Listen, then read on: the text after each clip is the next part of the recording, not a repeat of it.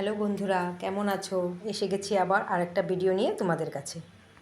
আমি এখন কিছু পূজার জিনিস কিনছি, যেমন কয়েকটা কলা নিয়ে নিলাম, কয়েকটা লাড্ডু নিয়ে নিলাম। আমি যাচ্ছি এখন হনুমান মন্দিরে হনুমানজির পূজা করতে। এই যে আমাদের হনুমান মন্দির, এই মন্দিরে হনুমানজিকে মহাবীর রূপে স্থাপন করা হয়েছে। এই যে আমার হনুমানজির পূজার থালি। এই মন্দিরে হনুমানজিকে যেহেতু মহাবীর রূপে স্থাপিত করা হয়েছে, সেই জন্য এই জায়গার নাম রাখা হয়েছে মহাবীর আখড়া। এই মন্দিরটা গুয়াহাটির পাণ্ডু এরিয়াতে আছে। এই মন্দিরের দুই সাইডে পূজার জিনিস কেনার জন্য দোকানও আছে। আপনারা যদি কোনো সময় এখানে আসতে চান, আসতে পারেন। পূজা দেওয়ার জন্য আপনাদের আগের থেকে জিনিস না কিনলেও হবে, এই দোকানগুলো থেকেই আপনারা কিনে নিতে পারবেন। এখানে হনুমানজির সাথেই বাইরে সীতামাতা আর শ্রীরামেরও পূজা হয়। সাথেই হনুমানজির নর্মাল যে রূপ আছে ওই রূপেরও পূজা হয়। একসাথে আবার শিবলিঙ্গ আছে, এখানে শিবেরও পূজা হয়। তো এখন আমি আমার পূজা স্টার্ট করলাম। আজকে মঙ্গলবারে হনুমানজির পূজা হয়, এটা তো সবাই জানেন। আমি এই মন্দিরে প্রত্যেক মাসেই একবার আসি। অবশ্য আমি দিনে কোনো সময় আসিনি, রাত্রেই আসি। এই মন্দির রাত্র 8টা পর্যন্ত খোলা থাকে। কিন্তু রাত্রে এতটা ভিড় হয় যে একজনের পর একজন হুলস্থুল করে পূজা দেওয়া হয়, তো তখন আর সুন্দর মতো ভিডিও করতে পারবো না। তাই আমি আগে থেকেই ভেবে রেখেছি আজকে পূজার ভিডিওটা করব, তার জন্য আমি বিকালই এখানে এসে গেছি। তো এখন আমি আমার পূজা শুরু করে দিলাম। প্রথমে আমি পূজাতে সবসময় প্রদীপ ধূপকাঠি জ্বালিয়ে নিই। তো আজকেও আমি ফার্স্টে প্রদীপ জ্বালিয়ে নিয়েছি, এখন ধূপকাঠি জ্বালাচ্ছি। আমি আজকে আমার ছেলের সাথে এসেছি। আমার পূজার পরে আমার ছেলেও এখানে পূজা করবে।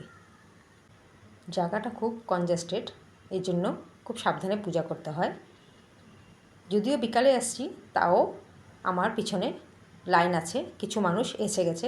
আমার আগেও কয়েকজন পূজা করেছে, নিশ্চয়ই আপনারা দেখছেন এখানে প্রদীপ জ্বালানো আছে, ফুল দেওয়া আছে। আমি এখন আমার পূজার আরতি দেওয়া শুরু করলাম। আরতিটা খুব সাবধানেই করতে হয়, কেন কি থালিতে প্রদীপ আছে, প্রদীপ নিভে গেলে আবার এটা অশুভ মানা হয়। যার জন্য আরতিটা করে আমি প্রদীপটা হনুমানজির সামনে রেখে দিলাম। এখানে গ্লাসের ভিতর মূর্তিটা রাখা হয়েছে, কেন জানি না, কিন্তু পাবলিকের তো পূজাটা দিতে খুবই অসুবিধা হয়। এই যে দেখুন, আমি ফুল বেলপত্র অর্পণ করলাম হনুমানজিকে, এই উড়িয়ে উপর থেকে। তারপরে সিঁদুর দিলাম হনুমানজির। সিঁদুর কিন্তু আমাদের নর্মাল সিঁদুরের মতো হয় না, হনুমানজির সিঁদুরটা হয় কমলা কালারের। এখন আমার ছেলেও পূজা স্টার্ট করলো, ওকে বলে দিতে হয়, ও তো অতটা পারে না পূজা দিতে। তো এখন আস্তে আস্তে লোকও ভিড় হয়ে যাচ্ছে লোকের। যাক, আমার ছেলেও আরতি সেরে ফেললো। এখন ও উপর থেকে ফুল বেলপাতা দিয়ে দিল।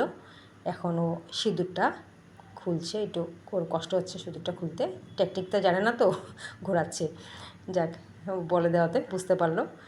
ও উপর থেকে সিঁদুরটা দিয়ে দিল। এখন যাক, আমার এখানে আমরা দুজনেরই এদিকের পূজা শেষ হয়ে গেল, পাবলিকও ভিড় হয়ে যাচ্ছে। এখন আমরা সাইডের মূর্তিগুলোকে পূজা করতে চলে গেলাম। এখানে প্রথমে আমার ছেলেই পূজাটা সেরে ফেললো, ও আরতিটা করে নিচ্ছে। হনুমানজিকে, রামজি, সীতামাতাকে, নন্দীজি, শিবলিঙ্গ, গণেশজিও আছে, সবাইকে পূজা করে ও আরতিটা করে ও ঘণ্টিও বাজিয়ে দিল। যাক, ওর এখন কাজ শেষ, এখন আমার এখানে পূজা দেওয়া চালু। আমিও এখানে এক এক করে সব ঠাকুরকে আরতি করে ফুল বেলপত্র অর্পণ করছি। তো আমার যদি ভিডিওটা আপনাদের ভালো লাগে, প্লিজ সাবস্ক্রাইব করবেন, লাইক কমেন্ট করবেন। আপনার এক সাবস্ক্রাইব আমাকে অনেক প্রেরণা দেয় নতুন একটা ভিডিও বানানোর। তো আজকে জন্য আমার এখানে হনুমান পূজা শেষ হলো হনুমান মন্দিরের। তো নেক্সট আবার নতুন ভিডিও নিয়ে আপনাদের কাছে আসব। তো ততক্ষণের জন্য জয় হনুমান।